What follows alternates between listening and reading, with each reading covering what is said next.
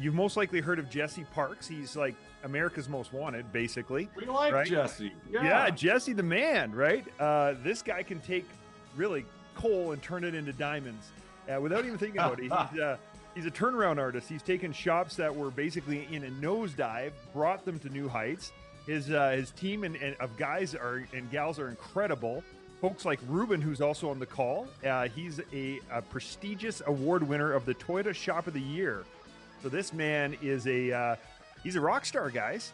And Good. I'm excited to have these guys. Let's jump in. Welcome, first and foremost, Good to Ruben. see you, Jesse. Jesse, glad to have Ruben, you. good to see you, man. Congratulations on your success. You're on mute there, Jesse. Let's get him unmuted here. So I got it. Thank you very much. Perfect. Welcome in, guys.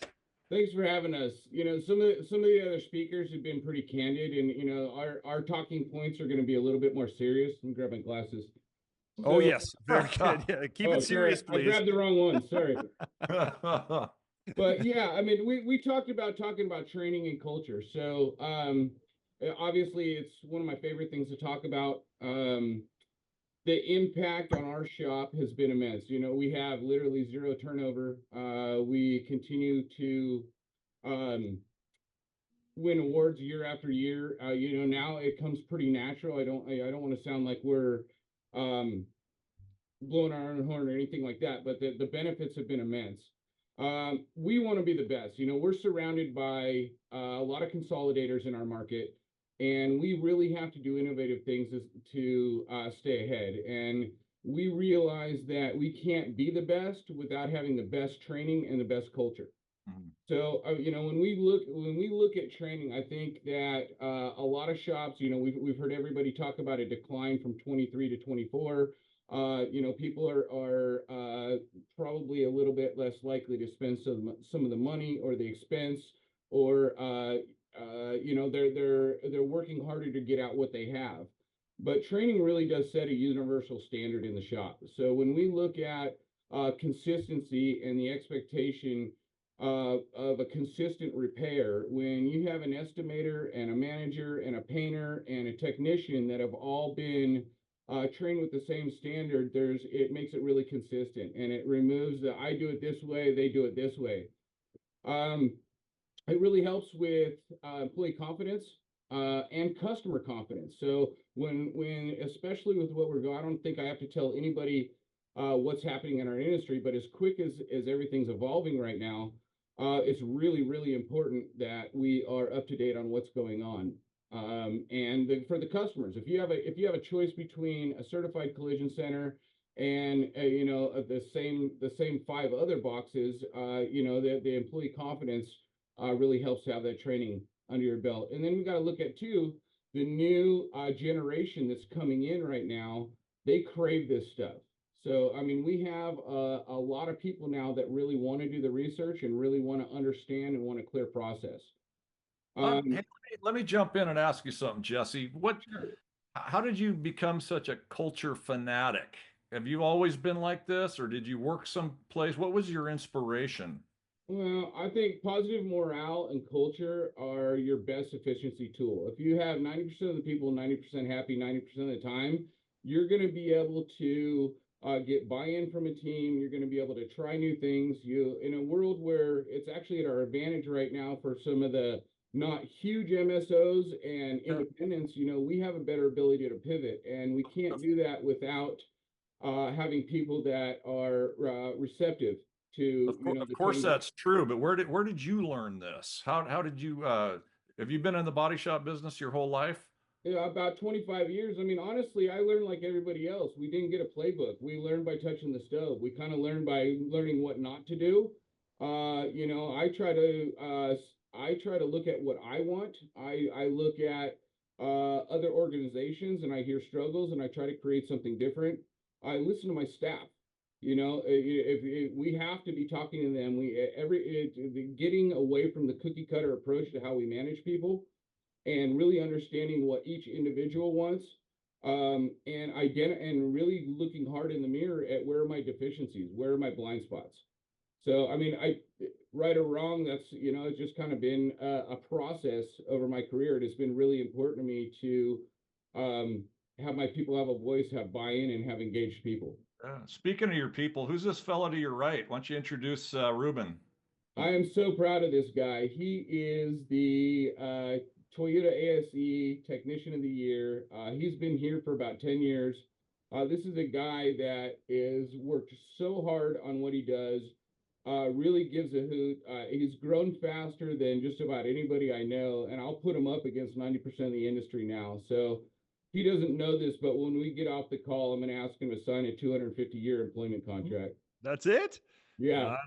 He's coming to work for me right after that. I love it. Ruben, share with us. What are you putting in what are they drinking up there? What's in your water? Like, how are you guys winning all these awards? What makes it all possible? Well, I mean, there's a few things that motivate, that keep me motivated. Like I said, for sure the people. We have a good group of people here. We all work well together. We got the same understanding of where we're going, clear processes. Ultimately, we share the same vision. We all, we care about the training. It's, it's leadership as well. They help us kind of create a personalized path for. You mean that guy sitting next to you, or are you guys just intimidated by him? No, I mean he's really flexible. What I noticed out there is there's a lot of dictatorships, a lot of you do this, you do that. If you don't, there's a door type of mentality. I like him because he gives you that flexibility. We both understand the goals at the end of the day. We share the same vision, the drive, you know what I mean? And ultimately, the way we get to the finish line is basically we make that call. It's on us basically at the end of the day. Wow, that's super powerful, Ruben. That's cool, man. And congratulations on all your success. I mean, it's just awesome to see. Jesse, one of the things I always think of when I think of you is like a cultural engineer. You're like a people engineer. You'd mentioned you have zero turnover. I don't think people understand how powerful a statement like that is. A lot of shops are struggling with high turnover. What are some of the things that shops can think about or work on to basically not have high turnover, to have those things? What are some core things that a shop could start doing today? 100%. It can be daunting, and it can sound like it's a large hill to climb. Get involved.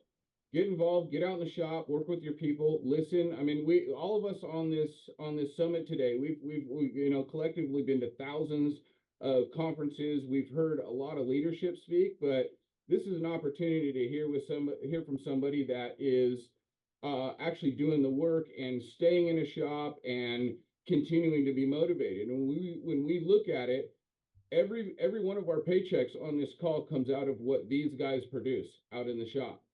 That we produce body and paint work. So listening to what your team is saying, creating an environment where it's safe to ask questions. I always say the only dumb question is the one I don't ask. Make time for the training, like slow it down. Sometimes you got to speed up or slow down to speed up.